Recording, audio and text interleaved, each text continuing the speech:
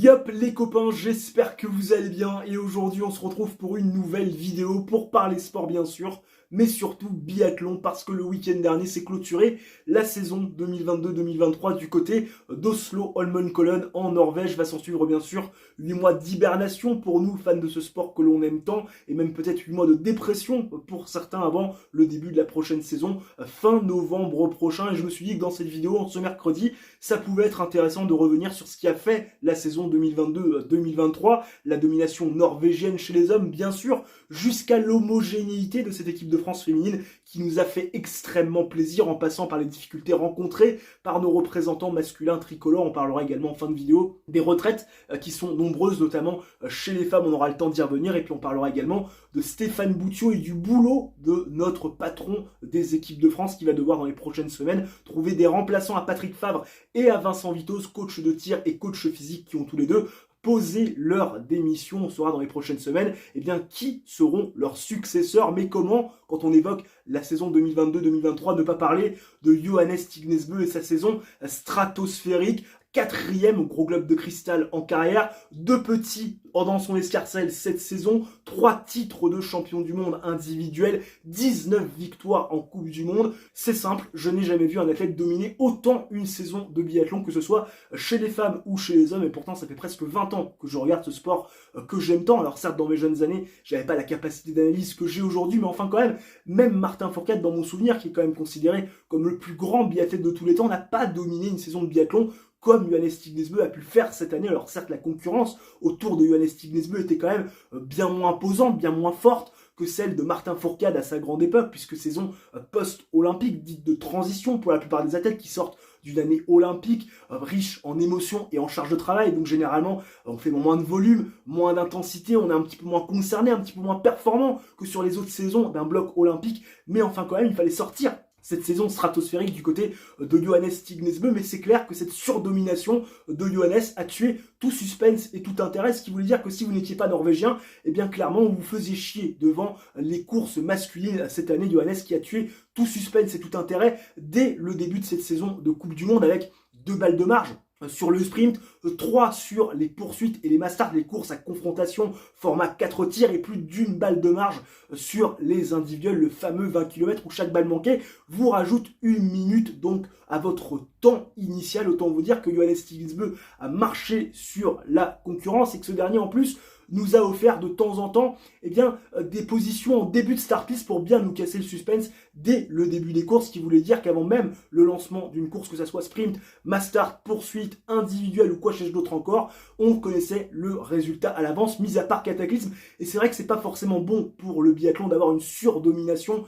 comme celle de Johannes Tignesbø cette année. C'est vrai qu'on se souvient des saisons marquantes comme 2017-2018 où il y avait des batailles Johannes-Martin pour le gros globe de cristal jusqu'à la toute fin de saison. On se souvient également des batailles dans les jeunes années, Fourcade-Svendsen, où Martin était aux prises avec le Norvégien, qui était plus expérimenté, plus fort également physiquement que lui dans les derniers tours. On se souvient des affrontements mythiques entre ces deux garçons. Je me souviens également d'une course à confrontation directe à Nové Mesto dans les championnats du monde. C'était absolument fou, ce sprint perdu par Martin Fourcade. On peut également reprendre celui de Sochi en 2014. Ça s'est joué à quelques centimètres. Il y avait une vraie concurrence, il y avait une vraie rivalité, il y avait une vraie adversité. On se souvient également de cette saison 2011 qui avait été belle avec Tarjei qui était aux prises avec Svendsen, avec Martin Fourcade. On se souvient bien sûr des confrontations et de la rivalité Raphaël Poiré et Doulo Einar Bjørndalen qui se battaient l'un contre l'autre. Il y en a un qui décochait une droite, l'autre qui revenait avec un uppercut. On se souvient également qu'il y avait quelques Allemands qui arrivaient à s'immiscer ici et là. Sven Fischer qui avait gagné le classement général. On se souvient également de Rico Gross,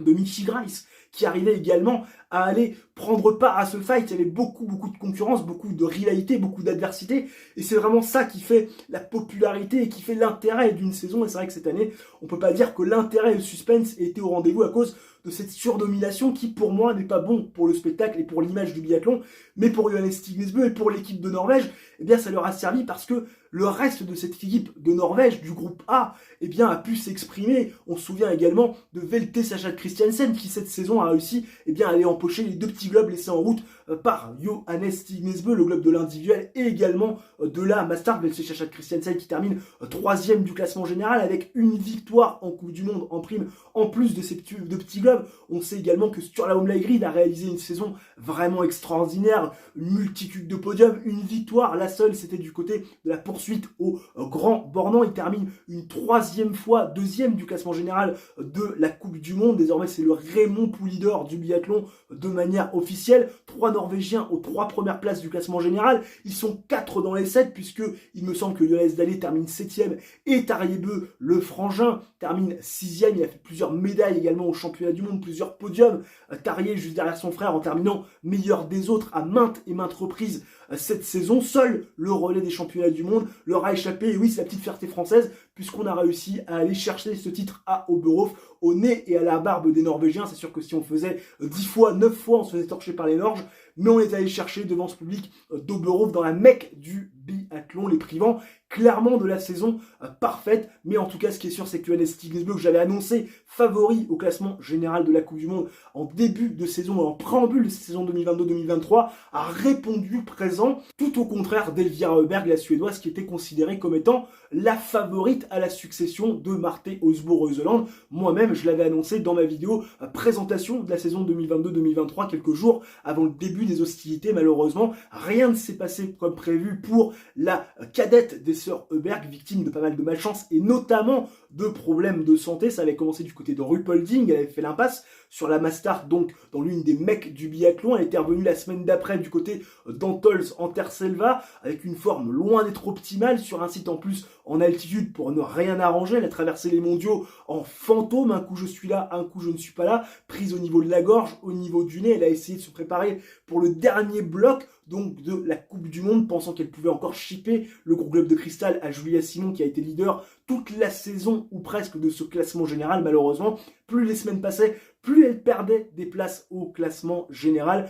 Tout s'est évaporé et toutes ses chances de performer et donc de gagner le gros globe de cristal s'en est allé également. Elvira Öberg qui termine 5e du classement général avec quand même pas mal de podiums et notamment 3 victoires. Malheureusement, une saison qui était loin de ses espérances. Pourtant, ça partait plutôt bien, notamment avec une belle régularité derrière la Carabi. On a vu de nombreux 10 sur 10, on a même vu un 20 sur 20 si je ne dis pas de bêtises du côté du Grand Bornand, même si elle faisait plus la différence à ski, elle arrivait à être beaucoup plus régulière et elle a fait ce pari de la régularité pour aller chercher ce gros globe de cristal. Malheureusement, et bien on connaît la suite, la maladie et le destin en aura décidé autrement et finalement la Suédoise qui fait la meilleure saison, et bien c'est peut-être sa sœur Anna Öberg qui va chercher 4 victoires cette saison, dont 2 au championnat du monde, entrecoupées bien sûr de 2 victoires, la première pour l'ouverture de la saison et lors de la dernière, bien évidemment la Mastart, la course des reines à Oslo Holmenkollen. Anna Öberg qui termine 7e et qui sera peut-être la grosse adversaire de Julia Simon l'année prochaine pour le gros globe de cristal, en espérant qu'il y en ait d'autres pour se mêler à la lutte, parce que plus on est de fous, plus on rit. Julia Simon qui, tout comme Johannes Stignesbø, son homologue masculin, est allé chercher le gros globe de cristal plus 2 petits avec le classement de la Mastart et de la poursuite, les courses à confrontation directe format 4 tiers. Julia Simon qui n'a pas autant dominé la saison de biathlon que Johannes Stignesbø, puisqu'on est loin des 19 victoires et des 3 titres mondiaux en individuel du Norvégien, mais Julia Simon a réalisé une saison très solide, pleine de régularité, 12 podiums cette saison, dont 4 victoires et bien sûr un titre mondial individuel qui a été allé chercher sur sa course favorite, la poursuite, où elle a bien sûr remporté le classement de la spécialité. Je l'ai dit précédemment, une Julia Simon complètement transformée, beaucoup plus régulière, notamment au tir, 89% de réussite. On se souvient l'an dernier, elle avait été quand même très en difficulté, notamment sur le tir couché à la manière du Justin Bressaz. On se retrouvait avec une voire 2 fautes couchées qui plombaient ses sprints, qui plombaient ses poursuites, qui plombaient ses Mastart, même parfois ses courses individuelles, qui est le format le plus long et le plus exigeant. Une Julia Simon qui a réussi à gommer ses défauts sur un tir qu'on considère technique et qui a continué bien évidemment à faire parler son authenticité et son instinct sur les tirs debout, tir qu'elle maîtrise à la perfection ou presque. Tout ça couplé bien sûr avec des temps de ski qui ont été excellents du début à la fin de la saison. On n'a jamais senti un creux dans ce secteur-là. Une Julia Simon qui clairement avait tous les atouts et tous les cartes en main pour aller chercher un bon classement général. Je l'avais annoncé comme étant l'une des outsiders du classement général de la Coupe du Monde en l'absence des Russes, des Bélarusses et également en l'absence de Mateusz Borozan et de Thierry Lekhoff en début de saison, tout comme Anaïs Chevalier-Boucher. Elle a vraiment réussi à répondre présent dès le début de la saison, portant presque tout au long de l'année ce maillot jaune de leader du classement général de la Coupe du Monde. C'est une chose de le porter, c'en est une autre d'aller le ramener à la maison et de prendre le goulot grub qui va avec. Julia Simon l'a parfaitement fait, elle va forcément s'inscrire comme étant l'une des femmes à battre dès la saison prochaine. Julia Simon qui est extrêmement authentique, qui est extrêmement réfléchie, extrêmement humble dans ses propos et qu'on attend bien évidemment au tournant de la saison prochaine en espérant que cette équipe de France puisse encore être tirée vers le haut grâce à Julia Simon, une équipe de France qui a été assez extraordinaire chez les femmes avec 4 filles qui ont pu monter sur le podium, bien sûr Julia Simon on l'a cité, mais aussi Anaïs Chevalier-Boucher qui a tiré sa révérence, on aura le temps d'en reparler en fin de vidéo. Il y a également sa sœur Chloé qui est montée sur son premier podium en Coupe du Monde, c'était du côté d'Antols en terre Selva, et puis Lou Jean Monod qui réalise sa première saison complète de Coupe du Monde, qui est montée sur le podium à 2 reprises sur des courses à format à 4 tirs, l'individuel et également la poursuite. Autant vous dire qu'on a une équipe de France qui n'a jamais été aussi forte chez les femmes. Le seul petit regret bien sûr de cette saison, c'est peut-être le fait de ne pas être allé chercher 2 médailles au championnat du monde sur le relais, et même 2 titres,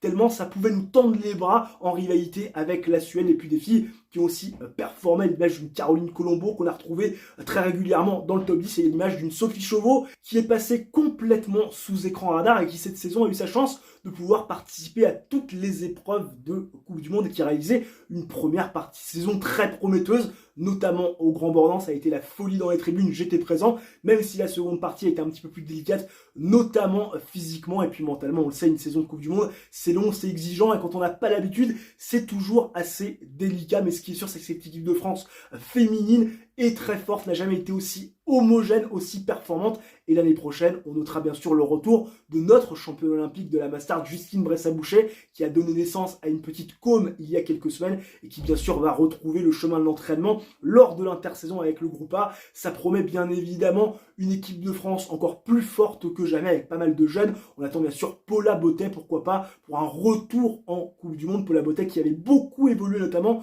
je trouve sur les skis lors du dernier sprint, c'était à Oslo-Mokolen. En tout cas, elle m'avait fait une très belle impression qui n'a pas été bonne du côté de l'équipe de France masculine. Oui, cette année, ça a été extrêmement compliqué. Si je vous donne un chiffre, 6, ça correspond à quoi? Eh bien, c'est le nombre de podiums de la délégation masculine tricolore. En cette saison 2022-2023, il y a eu 3 podiums, que dis-je, d'Emilien Jacquelin, 2 podiums également de Quentin Fillon-Maillet et un podium d'Éric Perrault. C'est le pire bilan depuis la saison 2009. Et oui, avec bien sûr les mondiaux de Pyeongchang, qui étaient les derniers mondiaux, on n'avait pas ramené de médaille individuelle au Borov 2023. Et le suivant dans cette triste lignée, une équipe de France masculine qui a eu beaucoup de mal à être régulier, que ce soit sur les skis ou derrière la carabine. Quand ça allait bien sur les skis, ça n'allait pas sur le pas de tir, et inversement, une équipe de France qui malheureusement n'a pas pu compter sur ses cadres, puisqu'Emilien Jacquelin, on le sait, vit une période assez difficile. Il a fini sa saison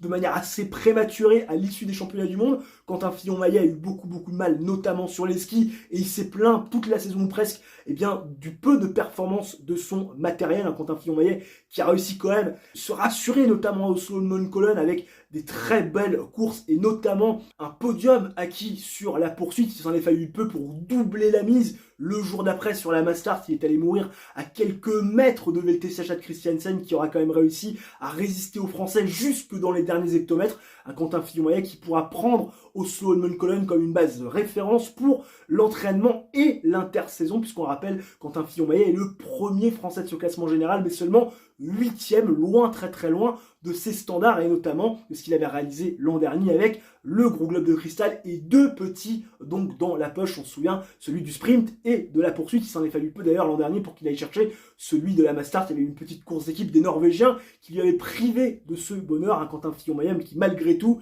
avec une saison compliquée, pourra se rassurer comme il a pu avec ce week-end de Oslo-Mokolen, qui pourrait quand même donner de belles bases de travail pour cette intersaison, et intersaison qui va être très importante pour l'équipe de France, puisqu'on le rappelle, Stéphane Boutiot et l'ensemble de l'équipe de France va devoir faire désormais sans Vincent Vitoz et Patrick Favre, le coach physique et le coach de tir, qui ont tous les deux remis leur démission à la Fédération française de biathlon il y a quelques jours. Il y avait quand même des rumeurs qui persistaient quant au fait que les athlètes et les entraîneurs n'étaient plus du tout sur la même longueur d'onde. Finalement, eh bien, tout ça a été véridique et ça a donc donné lieu à une démission, une double démission. Et donc Stéphane Boutiot a désormais la lourde tâche dans les prochaines semaines, avant le retour des athlètes pour la préparation à la saison 2023-2024, d'aller chercher un préparateur physique, un entraîneur physique et un entraîneur de tir. Alors forcément, on imagine que Franck Badiou, qui a d'abord été entraîneur de tir il y a quelques années de cela, pourrait revenir sur le devant de la scène pour remplacer Patrick Favre au pied levé. C'est ce qui paraît être le plus plausible.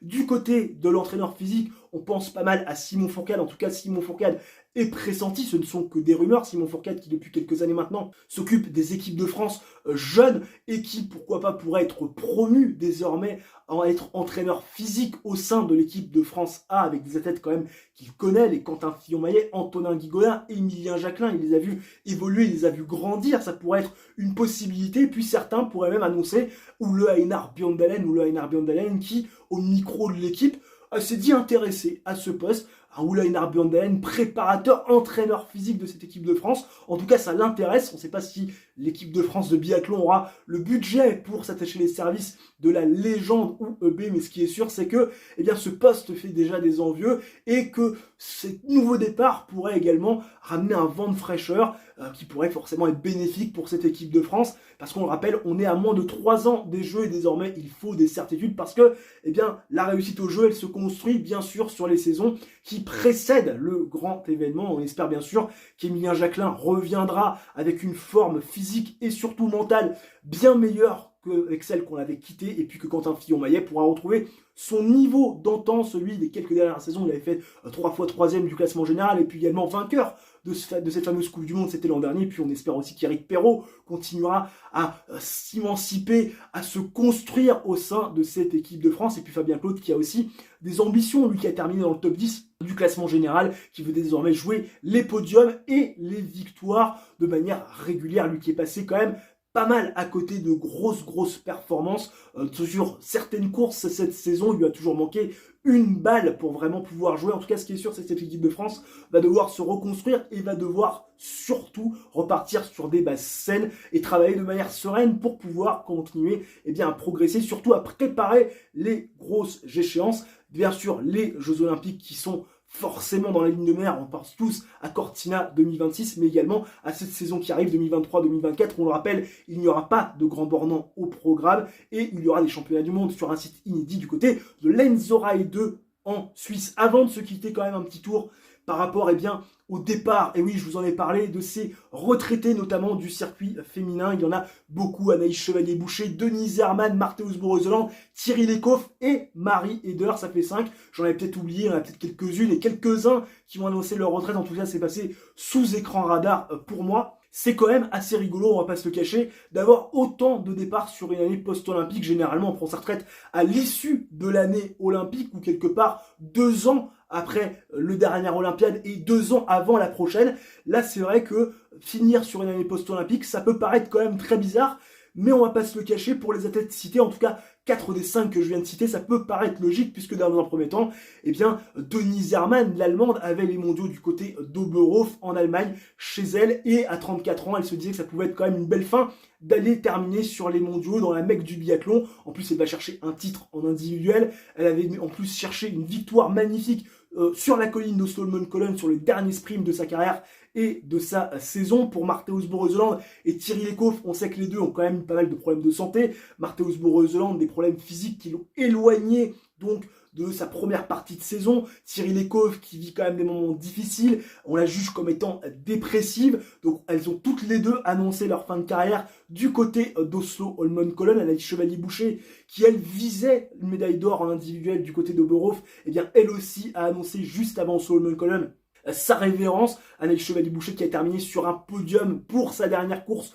aux prises avec Anna Kebinger, l'Allemande, jusque dans les derniers hectomètres. On espérait la voir jaillir du brouillard en 3e position, c'est ce qui s'est passé. Anaïs Chevalier-Boucher qui voulait aller chercher cette médaille d'or en individuel n'est jamais parvenu à le faire. Anaïs Chevalier-Boucher qui a justifié son arrêt de carrière par rapport à tout ce qu'elle avait mis en place ces dernières années, ses façons de s'entraîner pour essayer tout simplement d'arriver au top niveau et surtout d'utiliser son plein potentiel. Elle a dit: je n'ai pas de regrets, je ne pourrais pas faire mieux. On sait qu'Anaïs Chevalier-Boucher mène quand même une double vie, celle d'athlète de haut niveau et celle de maman, et ça paraît logique quelque part quand on mène cette double vie assez fatigante, assez contraignante, peut-être de choisir le choix de la raison, c'est-à-dire le choix familial. On lui souhaite bien sûr beaucoup de bonheur dans sa reconversion professionnelle à Chevalier-Boucher, puis on espère pourquoi pas la voir sur les antennes de l'équipe, quelque part en consultante de luxe, ou pourquoi pas du côté d'Eurosport. En tout cas, voilà une belle ribambelle d'athlètes qui vont nous manquer, parce que pas des moindres qui s'arrêtent, mais en tout cas cette saison de biathlon aura eu son lot de surprises, son lot de déceptions, son lot de tristesse, et nous on se retrouve bien évidemment dans 8 mois pour une toute nouvelle saison. Ça sera en novembre prochain, saison 2023-2024, avec une équipe de France qui n'a jamais été aussi forte du côté des femmes, et surtout une équipe de France masculine qu'on attend revancharde après une saison dominée de manière outrageuse par les Norges. N'hésitez pas dans les commentaires à me dire ce que vous avez pensé de cette saison, je me ferai un plaisir de lire vos avis. Si la vidéo vous a plu, bien sûr, le coup du chapeau, le like, l'abonnement et l'activation de la cloche, ça mange pas de pain, c'est totalement gratuit, ça permet à la chaîne d'être mieux référencée, et nous on se retrouve très prochainement pour une nouvelle vidéo. D'ici là, portez-vous bien, ciao, bye, et à la prochaine.